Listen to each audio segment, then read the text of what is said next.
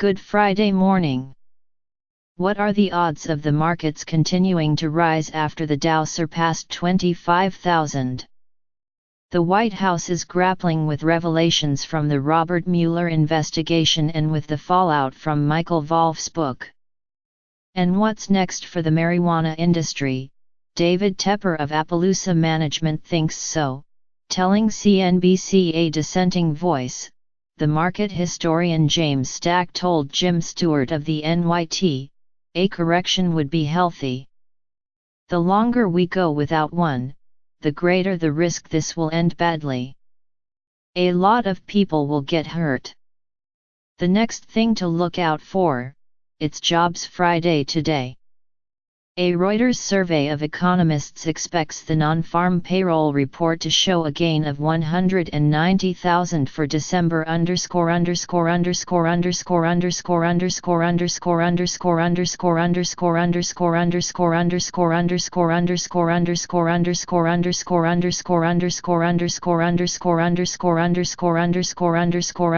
on DealBook briefing was written by Andrew Ross Sorkin, at Andrew Sorkin, in New York, and Michael J. DeLamer said, at m_Delammerst, and Amit Sung, at Amit Sung, in London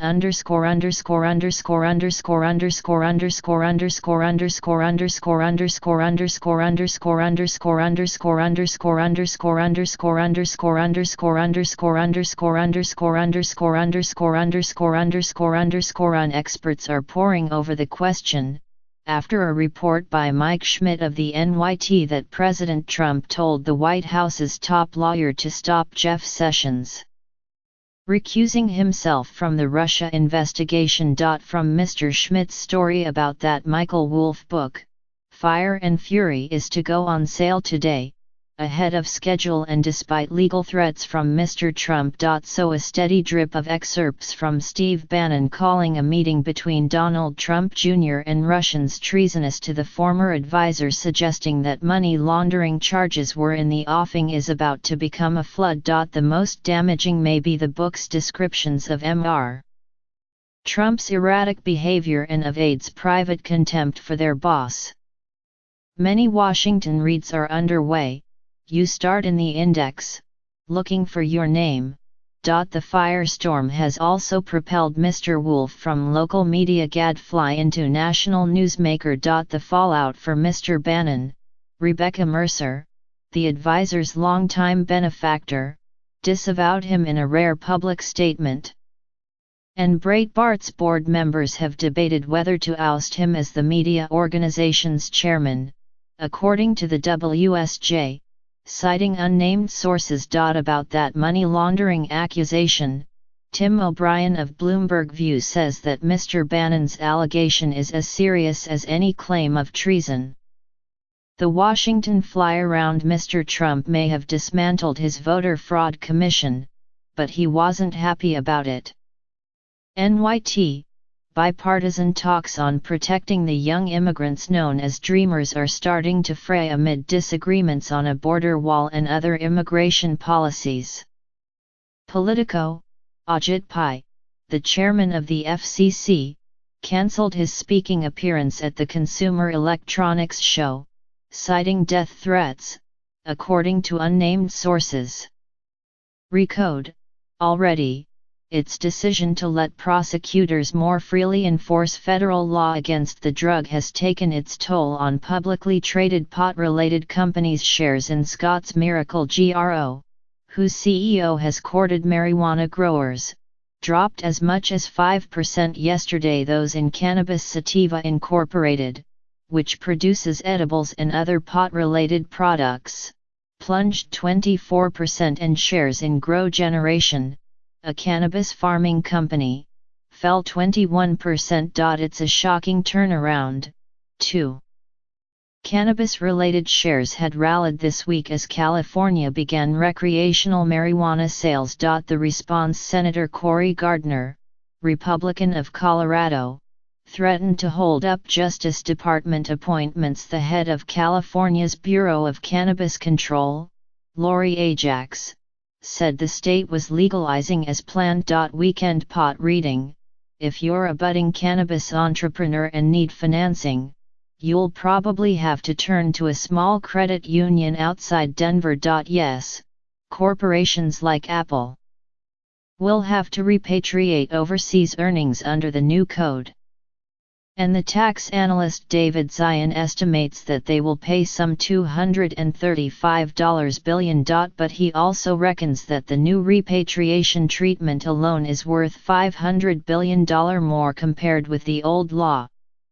And analysts in general think the overhaul will help corporate America. As J. Richard Harvey, a Villanova law professor, told Jesse Drucker of the NYT, multinationals have sought a change like this for over a decade. Energy companies, obviously.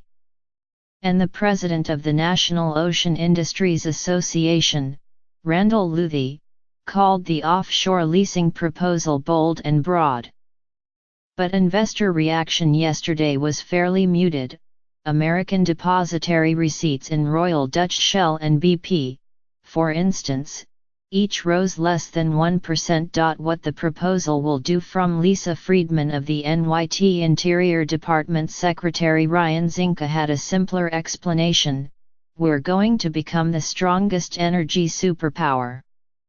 What it won't immediately greenlight drilling. Who's opposed environmental activists, obviously. But also nearly a dozen governors, including the Republicans Chris Christie of New Jersey and Rick Scott of Florida. That is, if he follows through on his plan to sell about 29% of his stake in Uber to a group led by SoftBank, as Bloomberg reports. We hear that the report is accurate. What he stands to make, about $1.40 billion more. From Eric Newcomer of Bloomberg. The tech fly around Intel struggled for months to address Meltdown, one of two computer chip security flaws that came to light this week. Apple said that nearly all of its computing devices, including iPhones, were vulnerable and that it was issuing updates. WSJ, what you can do to protect your devices against the flaws. Briefly, update. NYT, a close look at Iran's hackers, who have begun cyber espionage campaigns against the US and others. NYT, China's internet users increasingly want privacy. Their government wants more data and more control. NYT, Mark Zuckerberg's 2018 personal goal: fix Facebook. He's also looking closely at encryption and digital currencies. Reuters, don't rush to regulate AI. Andrew Burt, the chief privacy officer of the data management company Inmuta, writes in an NYT op-ed. NYT, a deal is reportedly close, according to the WSJ, citing unnamed people. But the eventual buyer is expected to pay less than $500 million, and shareholders like the Weinsteins, the advertising giant WPP and SoftBank could be wiped out. Remember that Tom Barak's Colony Capital had agreed to buy the embattled studio, but backed out. Who's in the running?